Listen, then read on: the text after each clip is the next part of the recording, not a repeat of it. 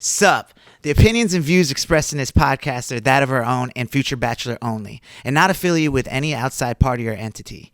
This fun podcast may include some adult language. Future Bachelor Podcast. I know you're so over TikTok. It's just, I don't have the time for it. That's the ironic part. Get it? Oh, I know. Anywho, Veronica, I know there's things making you go yikes this week. Not with like our bender this weekend, because a couple yikes there. But what made you go yikes outside of our bender? Outside of our bender, so a baby yikes first is just, Ellen is still having a show. Mm-hmm. Which came out of like, I wasn't ready for it. It just kind of came out of nowhere. I was like, oh, we're getting an apology. I don't think she was really ready for it, because I feel like her apology kind of fell flat / like it's a little too late at this point. I feel like it fell extra flat because of, if she had an audience in front of her, it's just like, how do you feel sincere or be sincere when you're like talking to the like Black no one's Mirrors. there to hold you accountable, like really, you're legit, like it looked like Black Mirror in there. Like I was like, we are living in a simulation. This is not real. She's apologizing to a bunch of like TVs with faces on it, and they're all clapping. Weird. And they're putting like fake applause like we do on our show. Like, yeah, you wanted it. My summer was great.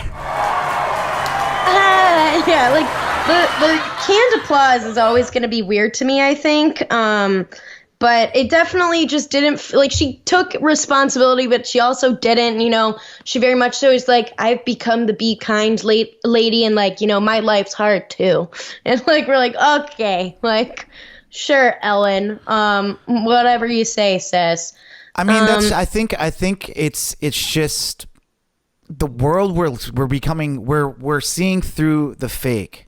We're trying to see through the fake, like, or it's just easier to see through the fake these days. Like, I was listening to something describe about how, like, kids look at things differently than older people these days, because like older people like believed pretty much everything that was told to them on like media and growing up like before us. But like kids nowadays can look at something and be like, and see all the things that manipulate it, whether it's a filter or like that was edited, that was Photoshop, this is not like, this is someone wrote this for this person, this is not what they really think. So when it comes down to like what I think this generation wants to like be talked to, is like they want to talk to real people. We know Ellen's a real person, everyone's a real person, but you're not acting real, and you're acting like you're putting on this thing that like your life is like legit, like bubbles and rainbows and stuff, and it's just not like, you dance and you do your stuff, and that's all good, and that's why people love you. Can we have an Ellen where like maybe it's like a serious topic or something? Like, does she ever talk about a serious topic? Like, she does. I mean, like, she does. Like, I feel like it's more like pulling your heartstrings stuff. Like, she's talked about how like she became like the be kind lady because after like she shared a story of a young gay man who had took his own life. Oh no, yeah. When out because of bullying and stuff, and like she kind of, that's what started her whole like be kind to other people like you don't know, things like that. And so they definitely talk about that kind of stuff, but I think it just, in the sense of like how long it was ignored that there was this shit happening in the background, it just looks a little shady for her to come back and be like, if you're here because you love me, welcome. If you're here because you don't love me, welcome. And it's like, okay. Well, it's just funny because my